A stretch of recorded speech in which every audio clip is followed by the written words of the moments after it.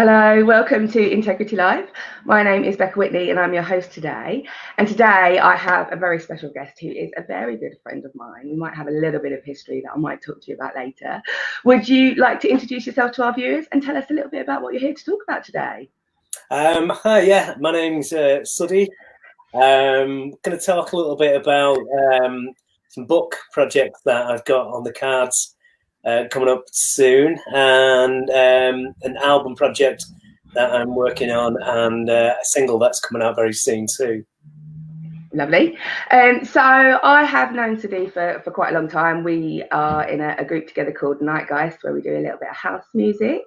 Tell us a little bit about your journey with music, Suddi. Where did it start for you? So it started for me. I was putting nights on as a teenager. I was really into acid house music, and it kind of led to kind of being really obsessed with music. And I formed. Used to go to the illegal party, the illegal raves in the hacienda, and I met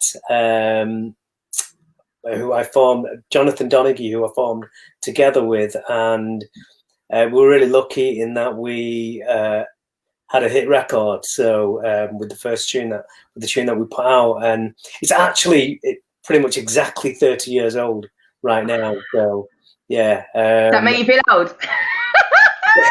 it kind of, I almost can't believe it. You know what I mean? It's just like. Yeah. It just doesn't quite make sense to me. It feels so recent, it just feels like I can't believe that kind of time has passed. I mean, it was such a massive hit that it is still very much current today. It's still very much played. It's still very much seen as a pioneer of the acid house scene. And for people that don't know the song, it's called Hardcore Uproar.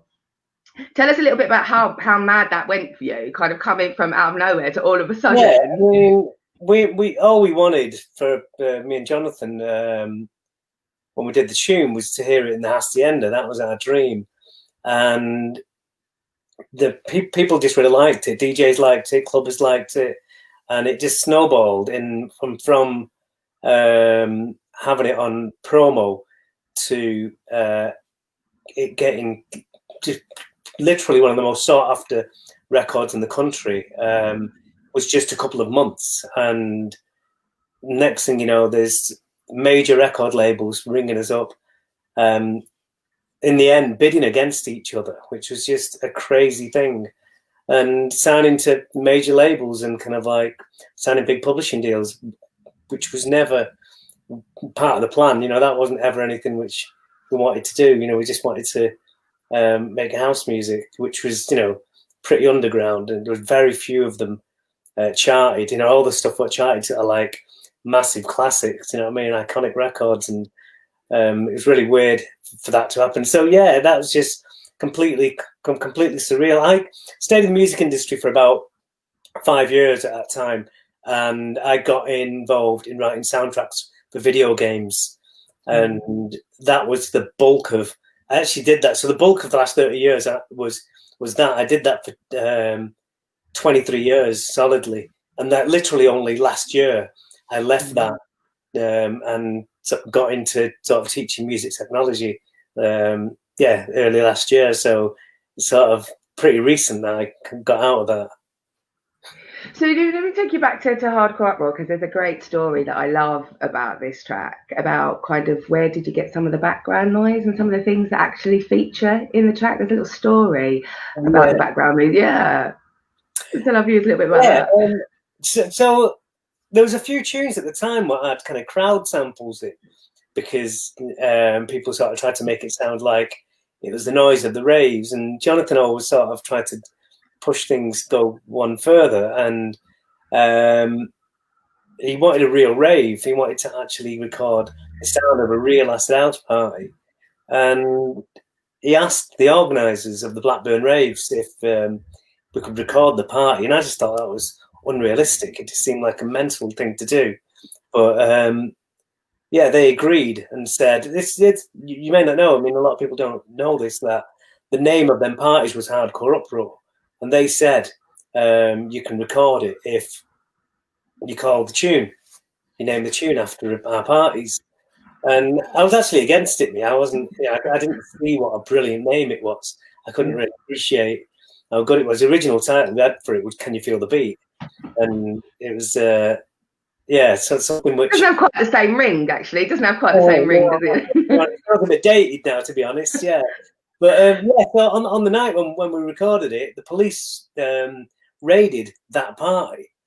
They bust it, and we were very narrowly kind of escaped getting caught up in that because we were putting the equipment back in the car, in Jonathan's car, and it turned out that was the last Blackburn rave of its kind, the last kind of big kind of like rave in the Blackburn area. What was the regular kind of thing what everyone went to every week, and I was really gutted when it ended, but we had a recording of that party and we put it in the record, and that was we didn't expect to end up doing something which ended up being a really important event, and that kind of like worked. The word got about that, and that kind of like really worked for the buzz of the tune as well. Yeah, it's quite mad how that happened. You literally recorded the swan song of the Blackburn rave scene. Yeah. You can hear Eldon sounds. 10,000 people kind of like cheering in the party. It was mad because we took recording equipment down and kind of like perched it on top of the stage where the DJs were, and they kind of said, right, we'll stop the music in a minute and you can hit record and record the crowds. So when we got the recording equipment ready and hit record, and they pressed stop, and everyone assumed that because no one had ever turned the sound off before, everyone assumed that something had gone wrong. So no one was cheering at first. It was just silence, just like a little kind of murmur of people sort of ask, they must have been confused. What's going on? Yeah, so there's nothing at first. At the beginning of the crowds, what you can hear in Hardcore Uproar, you can hear me screaming, sort of going, yeah, sort of trying to get people going, and then they sort of joined in. And it was really weird because there was kind of like silence for a minute. Funny thing, unexpected. So you've obviously been doing music for a very long time. What kind of came next after Hardcore Uproar? There was quite a few singles that I'd kind of done. I did some stuff as together. There was a tune called Storm in Heaven, tune called The Love Bug, weirdly got big, and I was really happy about it, but I didn't know it had got big. And how can you not know it had got big? How can you not know? I don't know. It was as if, I don't know, it was weird, as if I didn't kind of like get feedback about it, and no one told me. And I only found out it had got big. I kind of like pressed a few up and thought, right, it's not really done much. I'm not going to press anymore. And because there was a demand for it, it got bootlegged. And I found it in a record shop. I was like flicking through, and there was this vinyl which had Frankie Knuckles on it, and it said Frankie Knuckles. It might have been Your Love, I'm not sure. And on the other side, it said Together, Love Bug. And I was like, what's my tune doing on the other side of Frankie Knuckles record? And I asked the guys in the shop to play it just because I wanted to check it was my tune, and it was. And I was really shocked. And then asking about, I found out, that it had been doing well. It was big, and people wanted it, but it wasn't available because I didn't press enough of them. So it was really, really odd. It was a long time before I found out. It's quite a different world then, in terms of like now you kind of know a few clicks of a button where your track's being played and who's playing it. You'd see videos of it, you'd find out instantly. So I wasn't connected. There's people who I know now who know the tune, but didn't know that it was something that I was a part of, and it's really weird for me. You know what I mean? I'm like, God, I wish I knew, because I would have jumped on it. Do you know what I mean? I would have promoted it and kind of done whatever with it. And I was surprised at the time because it was produced by a guy called Phil Kelsey, who did a couple of massive tunes at the time. Let Me Hear You Say Yeah and Temperatures Rising. And they were amazing records. And it was actually Pete Tong's idea to get him involved in it. Pete Tong was my A&R man. And he kind of said, let's get Phil Kelsey to produce it. And it should sound really good. And when it came out and I thought it didn't do anything, I was dead shocked, thinking, this is really weird. I thought it was a good tune, you know what I mean? But turns out it did do something. I just didn't know about it. You didn't know about it. Really, I've literally never known of anyone being in that situation where they've actually got a tune that's doing all right, and they're not even. It's a very odd situation, but it was outside of Manchester. There seems to be a little bit of a theme with my guests. A couple of weeks ago, I had Leanne Louise on, her song was being played on Radio 1, and she didn't know either until about 3 months after. She did that thing that we say we don't do, but sometimes we secretly do when we Google ourselves. And she had a little Google on herself and found out that she'd been playing on Radio 1 for 3 months. So even now, it can still happen. Right. Yeah, you say that because I did. Well, I later went on to do some stuff under the name The Ultimate Escape Project, and I did an album last year. I thought I'd revisit that kind of project, that idea. It was more kind of experimental music, and I thought I'll just have a look, see if anything happened back in the day. And there was so many references to it, and it was played by DJs, and it was weird seeing it talked about on forums. People saying this is a tune by an unknown artist, The Ultimate Escape Project, and it's really hard to get hold of. And it was on some things, people wanting to buy it, wanting to get hold of it. I'm like, again, it was like, wow, I didn't realise that had that kind of buzz. That That's very clever marketing, though. You're kind of making yourself a rarity without even knowing that you're doing it. That's I wish I knew. You know what I mean? I wish I knew about it, because I would have exploited it. I would have, you know what I mean? I would have done something about it. I would have kind of continued with the thing, you know what I mean? Because I did a couple of albums in the 90s, and I really loved what I did, but I probably would have carried on if I'd kind of had any idea that people were into it. Again, I was really pleased with what I did, but thought, okay, it's not done a great deal, but not a problem. I'll move on doing other things. And it was actually sort of after that I got into making video game soundtracks. So, my life might have been different if I did know. What was that like, to cross from the heady world of underground raves into making music for video games? What was that like as a switch?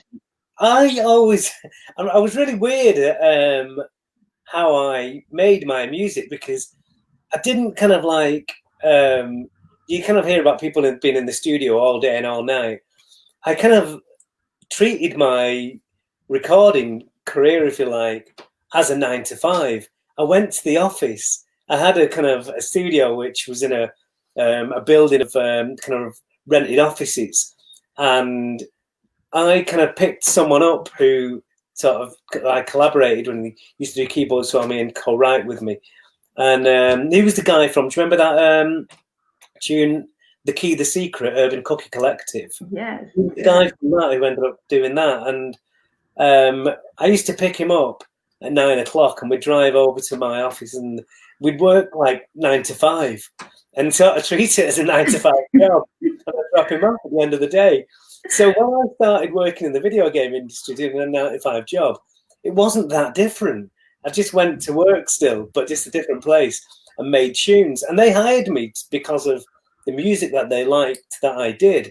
So I was just continuing to make dance music. The way you wrote it was quite different. You had to kind of program it in. It was a little bit kind of challenging at first, but got my head around it. But yeah, I kind of, there wasn't that much of a change in the way I worked. There would be for most people, because you're with a band, you know what I mean, and you're in the recording studio. But I was just, going to a different office then, doing that. So it wasn't actually that different for me. Same kind of music. First big game that I did was Spider-Man, and it's got kind of just like dance tunes in there, kind of like rave tunes. And I did. There's a tune which I've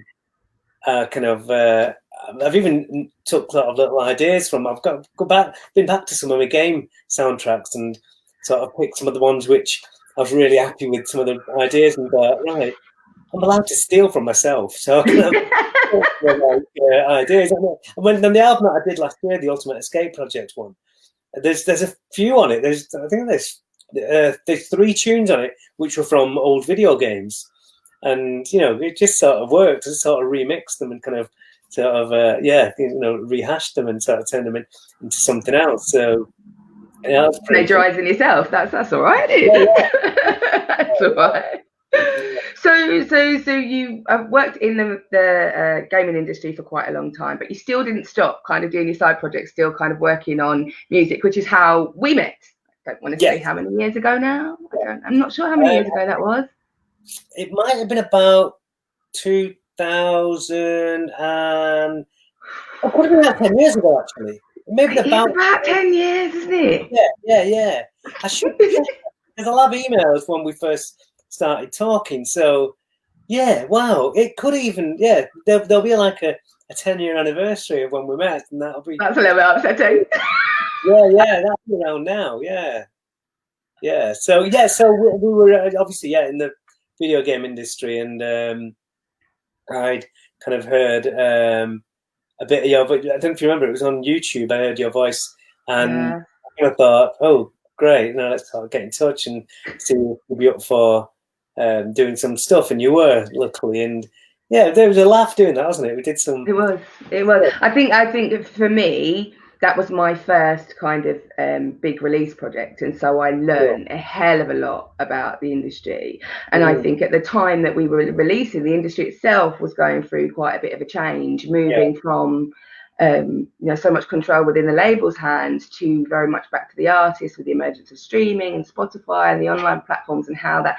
And I think for me, the lesson for me in that journey is that we didn't catch that wave. I think we were still maybe stuck in a slightly older way of model of doing things, which is PR companies and pluggers and kind of doing all the legwork yourself. I think what for you out of that whole process was kind of the biggest lesson that you learned? I agree. I think we put the energy in the kind of wrong places, didn't we? We'd sort of, exactly as you say, we kind of we're working with PR companies trying to release it in the old sort of model, and probably want the way. I mean, looking back at it, and I suppose we talked about it. We sort of we should have gigged and sort of promoted ourselves in that sort of way, and sort of got a little following and stuff like that. And we did sort of talk about it. It just didn't happen, did it? So, no. I think it was a bit of a learning. I mean, we did do a few gigs. We did do a few. A couple of them, and then ones in Scotland. They were quite good, weren't they? They were a laugh. Yeah. So, it's one of my fondest memories of Night Guys, actually. That New Year's one that we did. But I think it was a good learning curve to look at models about how things worked, because as an independent artist on the journey, when you've got to self-fund things, you're kind of learning on the go all the time, aren't you? It's not easy. And sometimes you have to make mistakes to know which way you'd go next time.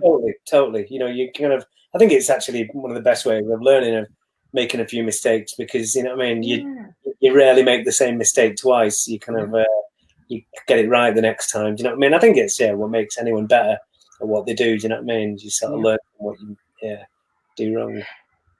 So then, from the back of that, you are getting into some more slightly different projects now. We kind of branching into writing and becoming a little author. Tell us about a brief history of Acid House that you've got up there on the wall. Brighten up the wall a little bit since I was speaking to you. It's not normally there. I don't just you don't just sit there. I'll say how that kind of came about, because a guy called Mike Moggy runs a magazine called Iconic Underground, and he asked me to write a column for him. And at the time, I hadn't really done much stuff. I'd done a couple of little blogs and a couple of little kind of reviews for a website, but Matt Sargent, don't you? Yeah. So his website, he asked me to do some stuff for him, and when I was asked to do this thing, I wasn't sure what to do. So at first I did it on my kind of experiences of the kind of the acid house parties and hacienda and sort of early days in the music industry. And then he got me to write about synths. So I've been doing sort of a regular column for him doing that. So I kind of got a little bit of experience, and I broke my leg a couple of years ago, and found myself in a position where I had a few months free, and I could do what I want with the time, and thought, right, okay, I will attempt to write this book, which I'd love to do, and do a new Together single as well. So I spent the time doing it, thinking, if nothing comes out of it, nothing lost, and kind of show mates, and it seemed to come together really nicely, and published it myself, and they all sold out. And then next thing you know, a publisher approached me and said, I'd like to take that off you, expand on it, make it into a sort of proper international release. And he commissioned a couple more titles. Wants to do, first one's going to be on house music, then do one on techno, and then again revisit the acid house thing and sort of do an expanded version of it. So it was really kind of, never expected things to go in that direction at all. Really surprising. That's amazing, though. Like very surprising, because I look at it and I think, I don't think is it that good? But people really connected to it. People really kind of really liked it. I think the fact that you can tell I did like the drawings myself, because there was no budget for it. It was just something where I just thought I just did it for a laugh. And I kind of asked someone at the time, can you give us a price for an image? How much would it cost? And it was a few £100. And I've got 60 pages in there, and you can do the math. Times 300 times 60, and it's like, right, that's thousands. I haven't got that kind of money. I'm just gonna get Photoshop and do it myself. So I just started doing it myself, and some of them you can tell, some of them they're like clip art. They're like just, you can tell some of the images I've just kind of like stolen off the internet, sort of drawn around them and sort of made of my own, and it just sort of just about works. But I think a lot of people kind of liked that part of it, just sort of being a bit kind of rough and ready, a little bit acid house, so just kind of like DIY, you know what I mean? So that's authentic Suddi right there, that is. That kind of worked for it as well. But the single that I mentioned, that was me going back to Together after 25 years of no kind of Together releases, and it was great. That got played on Radio 1. It was, and loads of clubs, loads of kind of feedback. Now we've got the internet, people can actually tell you when something gets played. So it's brilliant to see that getting played. And that was really unexpected, because someone just sent me a message saying your tune's on Radio 1, and I was like, really? Oh, and I had a look at the kind of like the thing where you get the option to listen back to it, and there it was. It was fantastic. So it's quite good. That's exciting.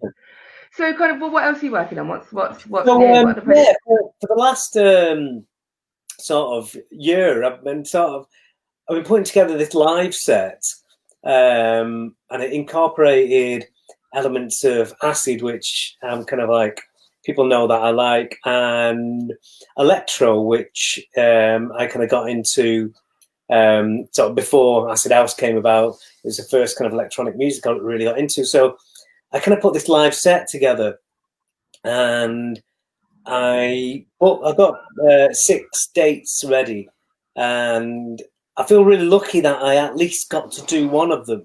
So there'd be be around now, some of them, and it was called the Cut Off and Resonance Tour, and I did one in late February, and then as you know, lockdown happened in March, and so I had a couple of gigs March, April, and had a few in August. Around now, I'd be doing a couple of gigs, and I just thought, right, okay, rather than kind of not do anything with that kind of sound that I'd been developing, because that one gig that I did, it was brilliant. It was really amazing.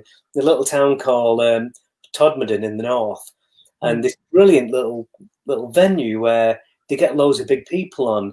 Justin Robertson's played it, and 808 State played it, and Andy Weatherall, and it was just like little place what's kind of above a pub, and just an amazing crowd, amazing atmosphere, and it was just like, right, okay, that sounded great, and you know, kind of really into sort of the electro stuff, and thought, right, I'm gonna finish off the tunes and record them. So I've just sort of been spending the last, you know, everyone's had a bit of extra time during lockdown, and you know, I've been quite busy with the teaching, kind of like what I've been doing daytime, and just really knuckling down and getting all my ideas down and getting recorded. So I've kind of got some sort of stuff which I'm probably going to release through other people. But there's some stuff I'm going to put out myself. I'm working with a friend who I'm getting involved in the book projects, and he's going to do, because the electro sounds very sci-fi and futuristic. We've done part of this. It's quite ambitious, but we're sort of going to do a comic to go with each record, sort of quite a sci-fi kind of futuristic kind of thing. So I think it's going to be called Future Shocks. So you're going to get Future Shocks Volume 1. I wonder why you're going down a sci-fi and futuristic path, Suddi. I wonder why that is. Suddi has a secret obsession, not so secret for anybody that knows him, with Star Wars. Yeah, is that fair to say? Yeah. And to be honest, I'm into most sci-fi, so I mean, it's quite an exciting project, because we're going to sort of obviously have a little story what goes with it, and the tracks are going to kind of almost form as a soundtrack for. Like a soundtrack. That sounds really cool. I really look forward to seeing that. I think for you, kind of live music is a bit of a passion of yours, right? Taking an electronic sound and turning it live is a bit of a passion of yours. So we were involved in a project that you started with Psy called Classical Uproar. Do you want to tell people a little bit about that? Yeah. So Classical Uproar was just sort of, it was almost like one of them chats that you have in the pub, where you kind of think, let's do something that's really kind of over the top, and we could never do because it just costs too much and it'd be too ambitious. And we kind of had this idea to turn a load of kind of house classics into orchestral pieces, and it was such a, I think me and Si talk about it, like, if we knew how much work it was at the beginning, we probably wouldn't have seen it through. And how much it cost and how much money it lost us. So we were kind of thinking, it'll maybe be just a little thing which we'll do, and then we'll forget in the fact that all the tracks need to get arranged first into orchestral versions, and then they need to get orchestrated and rehearsed by an orchestra, and find an orchestra and connect with them, find a venue. And being the way we are, we decided to book a monastery. So we booked that, and then obviously, as you know, you were involved. We're really lucky that we got Alison Limerick involved, because we converted one of her songs to a classical version, and managed to get a whole team together. And the next thing you know, we were halfway through it, and I think Si wanted to pull out of it halfway through. It was like, this is too big. We can't do it because we can't guarantee there's anyone's going to come or anything like that. And it turned out that when we put it on, the night was brilliant. I mean, we did lose, I won't say how much, ridiculous amount, but we had a right laugh. You know what I mean? So from that point of view, I don't regret doing it. But we put on from the point of view, from a business model, okay, it wasn't great. From an artistic point of view, it was absolutely incredible. I think it's one of the most powerful shows and performances that I've ever been involved with. Like the audience engagement, the music, the conductor that we had, the talent of the musicians that we had. I thought it was, and it was in that wave of where they hadn't quite started yet. The kind of orchestral concerts had they, like maybe one or two had happened, but you were kind of right at the beginning of that wave. Just like one or two, wasn't there? And it was really, really early on, and since then it's become massive, hasn't it? So it was really kind of quite good to see that we did that. And after we did that as well, Hacienda did like the Alison Limerick song as well, and booked her. So I feel like we inspired that a little bit there. That's quite nice, right? That's quite a nice thing. All right, so it's been really lovely to chat to you today. I'm gonna wrap us up, but normally we would have a live performance. I'm going to let our viewers know. Normally we'd have a live performance at the end of the show today. And as much as I really tried to get Suddi to sing for us, he said no. But what he has done, he's going to give us a nice live mix that I'm going to share in the link after the interview. So please do keep your eyes out for that, guys. So before we close, I'd like to say that as you know, we are called Integrity Magazine. And so we would like to know, Suddi, what does integrity mean to you? Integrity means being true to yourself and kind of doing what you believe in and being good to other people. I love that. Thank you very much for joining us today. I will make sure that I will share your links, any new releases that you've got coming up. We will make sure that we share them after the interview. Brilliant. Right. Thank you. Cheers. Thank you. Take care. Thank you.